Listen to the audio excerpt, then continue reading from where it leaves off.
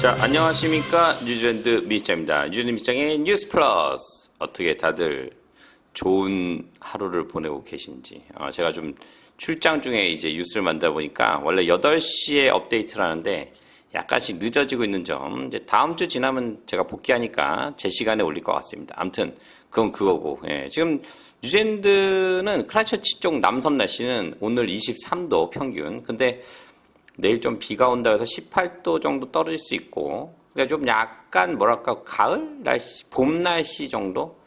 근데 이제 따뜻하면 따뜻하고 봄에도 좀 춥기도 하죠. 그러니까 그렇게 이해하시면 될 것 같습니다. 근데 여러분 그거 아세요? 샤워하면서 도는 걸 뭐라 그럴까요? 워싱턴. 네, 샤워하면서 도는 거. 예. 개그가 좀 나락으로 가고 있는 것 같은데. 아무튼, 이러다 또 한 방 날리는 거야. 예. 아무튼, 숙제하겠습니다. 자, 처음 뉴스. 좀 약간, 이거는 좀 생각을 하게 되는 기사인데, 이럴 수도 있다. 이게 알아두시는 게 좋으니까, 저도 약간 좀 의아했습니다. 이제 이거는 이자율이 올라갈 수 있다는 건데요. 한번 들어보시기 바랍니다.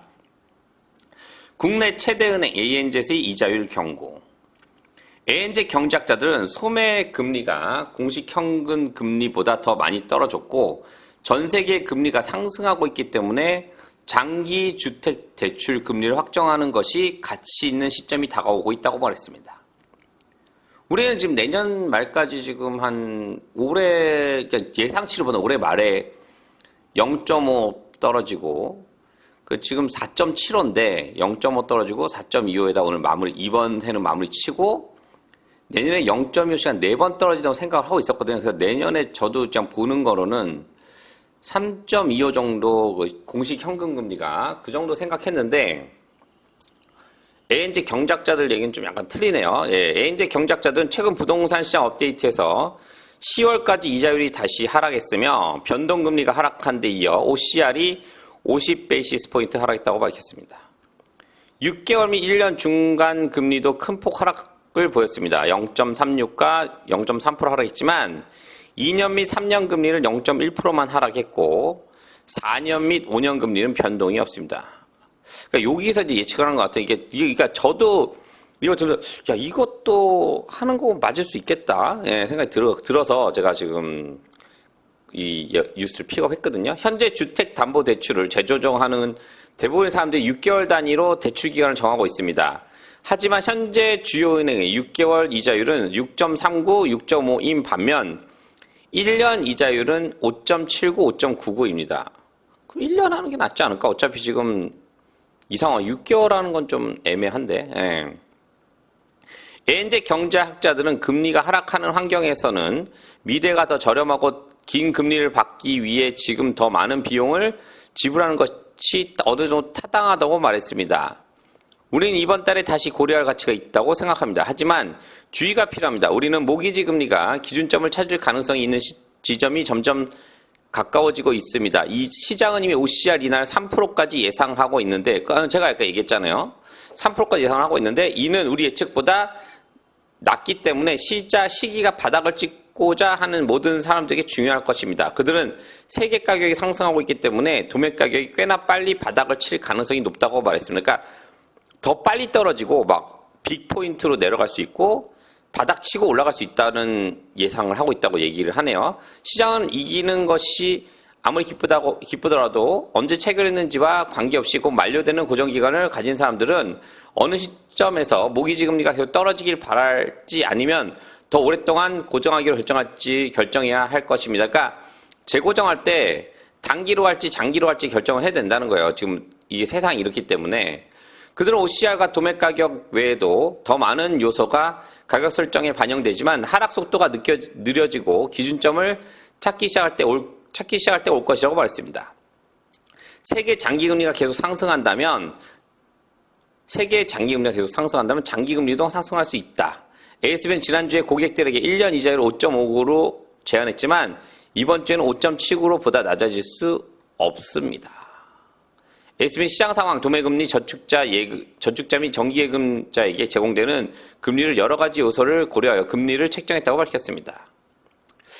아무튼 이 얘기는 그겁니다. 예, 그래서 이제 우리가 생각하는 것보다 빨리 떨어질 수 있고 바닥 짚고 올라갈 수 있기 때문에 이제 이걸 생각하다가 이제 시기를 맞추기가 진짜 쉽지 않거든 이게. 그러니까 괜히 막 몇 프로에 신경 쓰지 말고 장기로 하는 것이 괜찮지 않겠는데 뭐 저는 모르겠어요. 이게 이렇게 맞추기도 쉽지 않을 뻔데 그렇다고 지금 1년하고 뭐 1년 있다가 이 사람 말대로라면은 내년 말 됐는데 내년 6월에 바닥 짚고 올라가면 또이또이지 않나? 예, 아무튼 되게 좀 지금 상황에서 그러니까 저도 생각할 때 내년 그러니까 올해에 0.5 떨어지고 4.7에서 4.25로 갔다가 내년에 0.25씩 4번 정도 떨어져서 내년 말에는 3.25 정도 된다고 생각을 했는데 이 사람들 말대로 하면은 더 빨리 떨어지고 올라갈 수 있다는 얘기를 들었을 때 가능성은 있겠다. 그리고 얘들이 얘기한 뭐 저보다 똑똑한 사람들이니까 근데 이렇게 될지는 모르겠습니다. 예, 근데 저는 조금 걱정하는 건 뭐 뉴질랜드뿐만 아니라 모든 나라겠지만 스태그플레이션이거든요. 예, 그걸 좀 경제는 그냥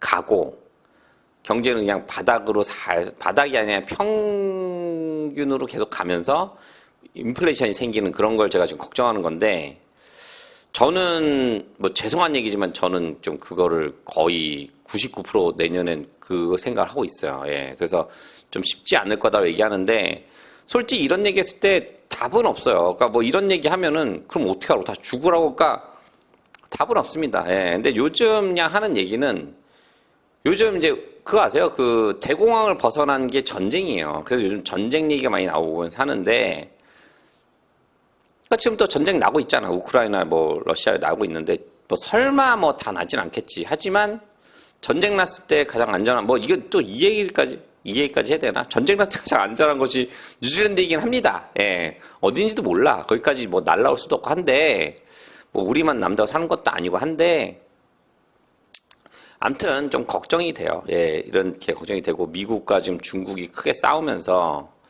솔직히 뭐 제 생각에는 중국이 아이고 잘못했어 형님하고서 미국으로 들어가면은 제가 볼 때 나아질 가능성이 좀 있는데 그럴 일은 거의 없고 제 생각에는 그러니까 둘이 고래 싸움에 새우등이 터지지 않나는 생각이 들어가는데 뭐 고래 싸움이 될지 고래와 상어의 싸움이 될지 모르겠지만 아무튼 요즘 그런저런 생각이 많이 들어갑니다. 예, 하여튼 지금 현재가 지금 사는 게 우리가 제일 잘 사는 때가 아닌가라는 생각도 들어가고 미래가 뭐 확실하지 않으니까 예, 아무튼 다 각자 알아서 자기만의 그런 투자 방향을 잡으셔야 되고 합니다. 예, 하여튼 열심히 다들 공부하시고 언제 이런 토론 좋아하는데 한번 이런 토론을 제가 근데 요즘 제가 좀 일이 많아서 한번 라이브 방송을 하면 참 좋긴 좋은데 예, 아무튼 다들 열심히 공부하시고요. 자기 투자에 맞게끔 집도 저는 그래요. 첫 집 사시는 분들 좀 급해서 사시는데 사는 건 맞아요. 맞는데 좀 잘 지켜보셔라. 예, 아무튼 그렇습니다. 예. 자, 다음 뉴스. 매물로 나온 주택수가 10년 만에 최고치를 기록했다. 최신 수치에 따르면 매물로 나온 주택수가 10년 만에 가장 많았습니다.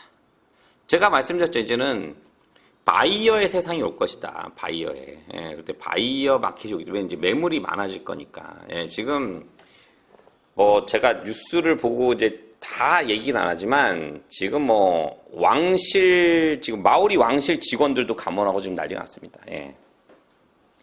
리얼 에스테이트 co.nz 보고서에 따르면 올해 이때쯤 시장에 나오는 매물수가 예상보다 훨씬 많았다고 합니다. 해당 사이트의 최고 경영자인 사라 우드는 작년 10월 같은 시기에 비해서 시장에 나와 있는 주택이 20% 더 많습니다라고 말했습니다. 그리고 32,000채의 주택이 매물로 나왔습니다. 실제로 10년 만에 가장 많은 주택이 매물로 나왔습니다. 그러니 선택의 폭이 확실히 넓어진 셈이죠라고 우드는 말했습니다. 이 이유를 제가 생각한 이유를 말씀드리면 작년에 최고가일 때 산 집들이 많고요. 이자를 재고 지냈을 때 지금 한 7%대의 지금 이자를 갖고 있는 사람이 많습니다. 그러면 예를 들어 한 70만 불 기준으로 봤을 때 20% 내고 샀다 그러면 그래 그래, 뭐 그냥 80만 불, 20만 불 내고 60만 불 샀다 치면 7%면은 6, 7, 40, 한 5만 5천 불, 6만 불 정도 내야 돼요. 예, 주에 1,000불이 넘습니다. 예. 뭐 보험이나 뭐 레이트 그 세금까지 다 해서. 근데 그런 집들 집 렌트하면 800불, 700불이면 살거든요. 예. 마이너스입니다. 근데 그것도 주택이 올라간다면 상관없는데 지금 떨어지는 상황이면은 팔려는 사람들은 지금 빨리 내놔야 되고, 이때 이제 이렇게 둘러보다가 지금 또 이제 이런 그 바이어들 자체가 이게 막 이때 또 못 사면 뭐 박살 난다, 더 오른다 이런 생각을 가진 분들은 또 사게 돼 있습니다. 그래서 항상 뭐라고 돼도 바이어는 있고 셀러도 다 있거든요. 근데 저는 지금 현재 가진 사람들 입장에서는 융자를 내고 있다면 지금 이게 야 이거 내가 무슨 짓을 하고 있는 거야 생각이 들 가능성이 많아요. 예. 그러다 보면 이제 그래도 그 정도 내면 주에 1,000불 적은 돈 아닙니다. 예, 진짜로. 예. 근데 렌트 살면은 700불, 800불인데 1,000불 내지 뭐 이래저래 또 고장나고 머리 아픕니다. 예. 근데 이제 1,000불이면 지금 한 주에 1,000불 버는 사람이 한 6, 7만 불 되는데 그럼 둘이 일한다면 한 명은 그냥 집으로 다 들어가는 거야. 예. 그러니까 마누라가 일하면 그 돈 가지고 좀 생활비 쓰는 거고 마누라가 일하면 그냥 끝장난 거야 벌써 지금. 예. 그러니까 이게 지금 매물이 계속 나올 수밖에 없습니다. 그래서 제가 얘기 드린 이자율이 낮아져도 뭐 바로 아니잖아요. 이게 지금 내가 고정된 게 뭐 2년, 3년이 이렇게 되기 때문에 그게 나한테 또 아다리 맞춰서 또 최저 시점에서 내가 다시 재고정을 할 수 있는 거는 항상 저는 그래요. 이제 항상 누구한테 얘기할 때 나는 운이 없다고 생각하는 전제에서 시작을 해라. 내가 운이 그래 딱 아다리 맞고 살 확률은 정말 쉽지 않다. 예. 근데 어쩌다가 타이밍이 좋게 맞았어. 그러면 럭키한 거고. 예. 그러니까 그런 거 있잖아. 내가 쓸 돈을 예를 들어 한 5천만 원 생각했는데 4천만 원, 1천만 원 번 거 같잖아. 근데 4천만 원 생각하다 5천만 원이면 1천만 원을 잃어버린 것 같잖아. 이게 생각의 차이거든요. 항상 그렇게 생각하시는 게 편한데 하여튼 막 버젯을 막 저스트하게 잡다가는 문제가 항상 생깁니다. 사람이라는 게 문제가 생기는 게 삶이거든. 예. 실제로 10년 만에 가장 많은 주택들이 매물로 나왔습니다. 그러니 선택의 폭이 확실히 넓어진 셈이죠. 라고 우드는 말했습니다. 그러니까 바이어 마켓이 된다고. 그녀는 현금 공시금리 최근 하락에 예상되는 하락이 사람들에게 자신감을 주고 있다고 말했습니다.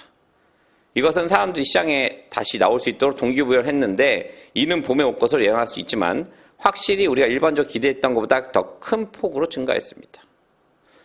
그러니까 지금 이제 막 첫집 구매자들은 이거 더 오르면 아직 정보를 접해보지 않으면 그렇게 될 수밖에 없습니다. 예. 검색과 문의가 증가했지만 큰 의문은 남아있다고 우드는 말했습니다. 문제는 실제 판매로 이어지는데 얼마나 걸릴 것인가입니다. 왜냐하면 많이 지금 고민을 합니다. 예. 많이 고민을 해요. 진짜로 많은 사람들이.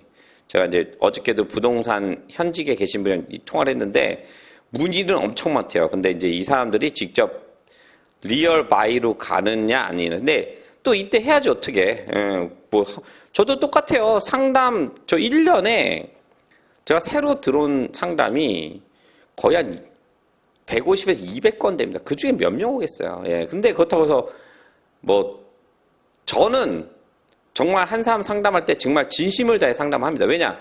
이거는 가족을 이사를 하는 거기 때문에, 해외 이사를 하는 거기 때문에 한 명 한 명을 가족이 오는 게 쉽지 않아요. 개인으로 온다면 좀 잘못되면 돌아갈 수 있지만 이 잘못되면 문제가 커져요. 근데 이제 일부에 이제 하는 사람들이 내가 뭐 배가 고프니까 너야 자빠지든 말든 이렇게 하는 사람들이 많은데 나중에 벌 받아요. 예, 그렇게까지 굳이 뭐 인생을 살아갈 수 있을까? 살아갈 필요가 그렇게까지 할 필요가 있을까라는 생각이 들어가는데 아무튼 뭐 상황에 따른 차이고 잘못 결정한 분들은 항상 제가 말씀드렸죠. 자신이 잘못 결정해 자신이 책임져야 된다고. 항상 우리가 어린애들이 아니잖아요. 뭐 나중 가서 뭐 쟤 때문에 그랬다 이런 거는 큰 의미가 없어요. 예, 지금 제가 상담 많이 할 때 영어에 대한 거를 일부 유학원들이 굉장히 쉽게 얘기하는데 또 3,000%로 갔는데 마무리 져야 되니까 이민 올 때 영어를 못하고 온다는 거는 쉽지 않습니다. 예.